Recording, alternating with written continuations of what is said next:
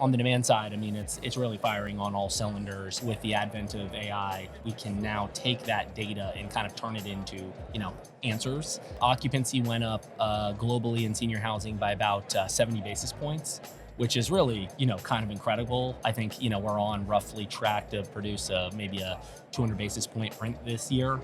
Which, I mean, that's a massive occupancy gain. Doesn't sound like all that much, but I mean, that's really a massive occupancy. It really is, best we can tell, kind of a truly broad-based dynamic that doesn't really have any notable outliers. Bridge the Gap. 3, 2. Welcome to Bridge the Gap podcast, the senior living podcast with Josh and Lucas. Another great day here in Boston, LeadingAge 2025. We got a great friend, returning guest, Arick Morton, NIC MAP. Welcome back to the show. Thank you. Always a pleasure to be here, and I'm excited to do this. Let's go. Absolutely. And so you spoke here at LeadingAge. There's a ton of curriculum here. Yeah. Huge turnout. Yeah. And we would love to pick your brain about what you spoke on this morning and how the audience reacted to it. It is quite a conference. My first LeadingAge conference. It's a large. They do it right out here. So it was fun. I had the pleasure of doing a session with Nick and Greystone, kind of looking at, the growth, what growth is going to look like, what are the macro drivers of growth, and then what are the, kind of specific tactics that particularly life plan communities are taking to kind of meet the growing need that we've obviously spoke a lot about on this podcast and in other places. And so it was a pretty packed room. So I think everybody's excited to kind of gear up for the future. I think, I did my kind of standard talk on, what's coming down the pike and kind of what the mismatch between supply and demand is right now. What I thought was really interesting was Greystone's deep dive into, kind of what that means for life plan communities, how you're seeing a lot of them kind of repurpose their skilled into assisted living or memory care, and then kind of either meet the skilled promise with in-house services or through contracting out. Just the increase in unit size, the increase in project costs. So I think there's a lot of kind of interesting dynamics there with like satellite campuses. So it's, it is they're much larger campuses than, your typical rental model. And, it unlocks a lot more kind of synergistic possibilities, I would say. So it was really interesting. That's, I spend more of my time on the rental side. So it was really interesting to kind of dive deep on that. Well, Arick, so I know you guys continue at NIC MAP to grow into additional markets. Yep. You said LeadingAge, this is your first event. Yeah. Does that mark a specific strategy to maybe to go after the nonprofit sector, provide them with more specific data and information, or where are you guys on that? We've tracked CCRCs and CCRC performance for 20 years. 2026, you can believe it'll be 20 years of NIC MAP. Wow. And so, we've always tracked that. I would say that has historically not necessarily been kind of the largest part of where NIC MAP spends its time. A lot of that I think is probably two things. One, a lot of CCRCs are, kind of will be outside of those markets that we've tracked historically. So we're expanding our metro coverage. So that'll bring more of them in. And I think a lot of them have been historically kind of single site. And so, kind of looking across a broad portfolio, and they, a lot of them are like, hey, I kind of know what's going on. And what you're seeing is consolidation, decent amount of consolidation on the CCRC side. So that allows us the opportunity, I think, to bring some more value to kind of a multi-site operations. And I think the other piece of it is, the need for growth, right? And so, that is really picking up just the same as it is on the rental side. And so I think that's kind of, it's like, hey, I have a full wait list. A lot of them talk to me like, hey, I have a 5-year wait list and, 100% occupancy. So, I don't really need market data. I'm doing just fine. I think obviously now everybody's saying that may be true. But one, if somebody else comes into your market, that 5-year wait list might evaporate pretty quickly. But then on top of it, I mean, it's not just defensive, it's also offensive. There's a ton of opportunity there. So I think we're starting to see, kind of the nonprofit life plan side respond to the same underlying market forces that the for-profit rental side has really been kind of geared up on over the last few years. And so, that's kind of creating opportunities for us on both sides. I've heard a lot of buzz as we've been walking through the expo halls, talking to different operators, providers of different solutions. And it seems that the nonprofit sector just continues to grow. And a lot of operators, providers, developers are really starting to think of how they stack their capital, not just under a more traditional for-profit model, but how can we diversify into the nonprofit sector. So I think it's a great time to be part of LeadingAge. They obviously have a huge show here. This expo center, we were just talking about that. So let's roll that into a little bit. I'm assuming that in your session, you also probably provided some updates. You guys do a wonderful job at these quarterly reports, and we're coming off of the third quarter report. Is that something you shared with the audience here? Yeah, we talked a little bit about it. I mean, it's more of the same. So I think occupancy went up globally in senior housing by about 70 basis points, which is really, kind of incredible. I think, we're on roughly track to produce maybe a 200 basis point print this year, which, is, that's a massive occupancy gain. Doesn't sound like all that much, but that's really a massive occupancy gain. I think we're roughly touching 89% as an industry. So, that should put us within, rounding distance of 90 by the end of the year would be probably a decent prediction, just based on historical seasonality. And then, you're seeing independent livings above 90 now. The life plan side remains incredibly strong. And so, you're kind of on the demand side. It's really firing on all cylinders. And I think there's a psychological barrier probably when we kind of cross 90. I think, we're getting these big absorption gains, but the headline numbers still, 89, 88, okay. And so I think once it kind of crosses 90 and then you're continuing to stack these large absorption prints, I think that's going to be kind of a real, psychological sea change that we'll come across. And, on the supply growth side, it's kind of more of the same. It's, inventory growth and new starts that are still suppressed, relative to historical. So, the story kind of remains the same, but we really are seeing, we've sliced the data, by rate tier, by market type, by market, call it, tertiary versus primary, by age, pretty much any kind of cut you can put on it. And the trend lines are really pretty much uniform across. They might have a slightly different, y-intercept or whatnot, but the slope lines all look pretty much the same. So it really is, best we can tell, kind of a truly broad-based dynamic that doesn't really have any notable outliers. So touching on the trends, as you're adding more markets, are you seeing any changes or anything significant in these new markets that you're reporting on, or is it basically just staying the same? It's a little early. We're still kind of adding the data in, but honestly, it's kind of the same story. You just, obviously there's some markets that have, Atlanta or Houston or something that just saw a lot more supply growth over the last cycle. So you'll see, it kind of depends on where you're starting from can really vary. But the trend, it honestly, I can't find. I spent most of, the post-COVID period just trying to look, is there some part of this market that's kind of doing really well and another part that's not doing really well? And honestly, it's kind of the same story everywhere. So, which I think is kind of a testament to the need basis, the broad, kind of need-based dynamics that drive our industry, and the significant growth of the age and income qualified population and need qualified population, and frankly, just not a lot of supply. So it's not like there's one area that somehow got some magic difference. It's kind of the same story pretty broadly. Yeah. So futures and speculative forecasting into 26. We're getting into the fourth quarter here, entering holiday season. Everybody's already making their plans for the big events for next year.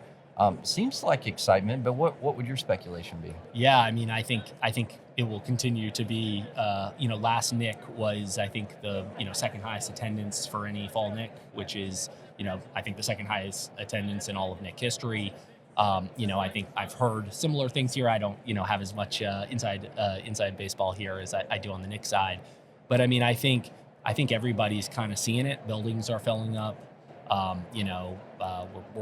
We're seeing finally the full healing from COVID is, I think, really upon us. And I think everybody's, pretty bullish going into the next year. And you look at the data, and there's exogenous events aside, you never know what geopolitics will bring or anything like that. But I think, at the end of the day, we have an industry, we have an incredible need. And I think, as long as the housing market is market keeps working and, the basic infrastructure of society keeps functioning, I mean, I think we'll continue to see growth. Yeah.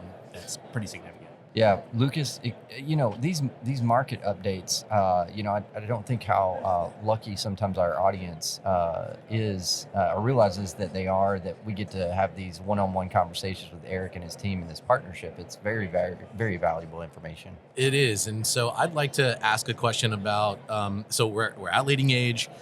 These are these life plan communities, the CCRCs. In your discussion, given the data trends that you just laid out, what are the discussions from developers? Obviously, these campuses are much larger. Yep. This is not your 80-bed AL that you can get out of the ground and probably have ready to open in 12 to 16 months. No. These are major campuses that take a lot of planning and years to actually get them open and occupied.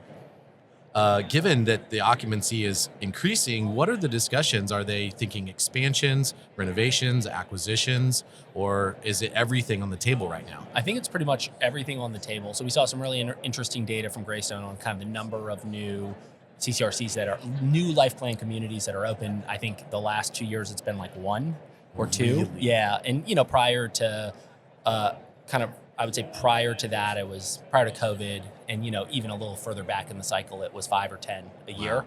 So it really, that rate of new campus, I think, has slowed down dramatically. A couple interesting things that I frankly hadn't totally thought through are, it's a different financing vehicle, right? So you're using a lot of times your entrance fees, your equity, then you have kind of bonds, which are, obviously, the interest rate environment is the interest rate environment, so it all moves together. But I think that capital stack might be a little more flexible or a little more attractive in these market conditions. Obviously, the size of everything and the cost of everything has gone up. He showed kind of the same project in 06, which was 250 units. I think the price is like $93 million. Now that same, 250 unit property, 250 unit campus is going to be like $220 million. So, you just, obviously the costs have gone up a lot. But what's really interesting, I think, for the CCRCs in particular, or the life plan communities in particular, is that they can do satellite campuses, right? They can reposition what they got. I mean, so I think they have a lot. I think with such a large footprint and so much kind of scale infrastructure, I think, and such a large balance sheet, I think they have more capacity to do things and to, probably frankly take a longer view of some of this stuff. So I mean, I think the reality is, I always talk about the median data when we look at, the boomers are significantly wealthier on a median basis. But when you convert that from a median to an average, I mean, the numbers jump off the page because, the average, a median doesn't take account for like the fact that the top people have way, huge amounts of money.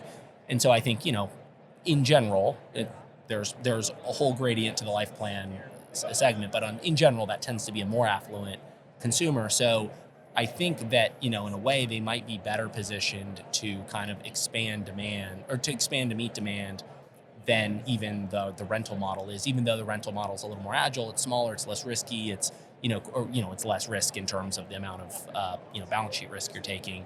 So I mean, I think it's a really interesting time, and I think there's a really unique opportunity for a lot of these life plan communities to go figure out how to get their hands on 15 acres nearby, and they can serve that as IL, and then they can reposition maybe one building on their existing campus to AL and meet all that need there. So it's a really interesting time. Well, and that makes a lot of sense because I mean they already have the reputation, the branding. A lot of these campuses, the wait list in many cases. Yeah, wait list. A lot of these campuses have been around for decades. Yeah. I mean, these were built in the 90s, 80s, Yep. Even before, and they've been in this market for so long. Anecdotally, I personally have a project at an older community, large campus, where they have a big common area space that's not really, it's just used for various activities. It's attached to a very small, outdated cafe, and they have funding to do a very big, modern update, pizza oven, bistro, roll-up doors, outdoor kitchen, patio. They basically utterly transform a very kind of like bland space, and the residents are very excited about this. and I'm also very excited to bring it to them and complete it. But this is going to look like a high-end hotel experience. And so I think that those types of projects are going to be more popular going forward for these older campuses to repurpose and reimagine these spaces. Yeah, well, and I think just the nonprofit model and sector in general tends to lend itself to be a lot different than the for-profit sector. I mean, the governance is totally different. You've got typically influential board members, and they're chartered by their charter, by their mission to hold to the mission, to not necessarily just be driven by margin. So, it allows them to be able to reinvest in their campuses and their care and, things that candidly strategically serve that community and that market that they're in. So it's a huge need. All right, there's space for both. So Arick, I would not want to miss the opportunity. You guys have been growing year over year. You're continuing to expand markets. You are diving deeper into the nonprofit sector and all the micro segments.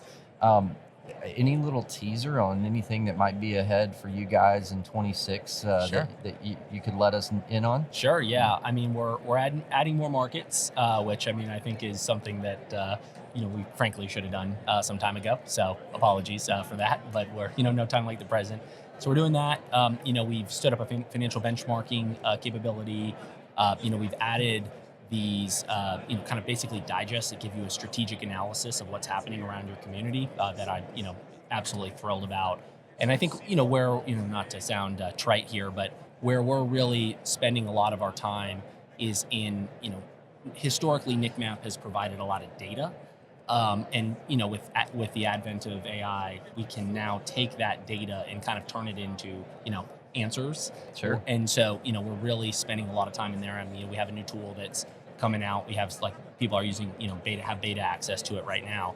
It basically takes a rent roll and an income statement and an OM and performs kind of a comprehensive underwrite of the whole deal in a matter of 10 or 15 minutes. Wow. So there's some capabilities like that I think, can really transform the ability of our client base to kind of look at opportunities at scale and either go deep or pass quick, and so that's really where we'll focus a lot of our time, and I'm incredibly excited about it. Well, that is exciting, Lucas, because that translates to membership value, provider value, anything that we can ever do to help improve what the operators have resources to improves our industry, ultimately helps the residents and the families we serve. So exciting to be partnered with NIC MAP. You guys just continue to do an amazing job. So congratulations to you and your team. Well, thank you, and to you all as well. It's been so fun to kind of watch your growth and be a part of it, or have a seat at the table. So thank you for that opportunity. Absolutely. Yes, so much. This is a great conversation, and Arick, we'll let you get back to your meetings and your travel, and thank you so much for your time today. Yeah, thank you all, and always great. I'll see you soon. Sounds all right, good. Thank you. And to our listeners, you can go to btgvoice.com, download this content and so much more. Click down in those show notes and go and visit with NIC MAP, and maybe get a demo and check them out. Thanks for listening to another great episode of Bridge the Gap. Thanks for listening to Bridge the Gap, a podcast dedicated to informing, educating, and influencing the future of housing and services for seniors.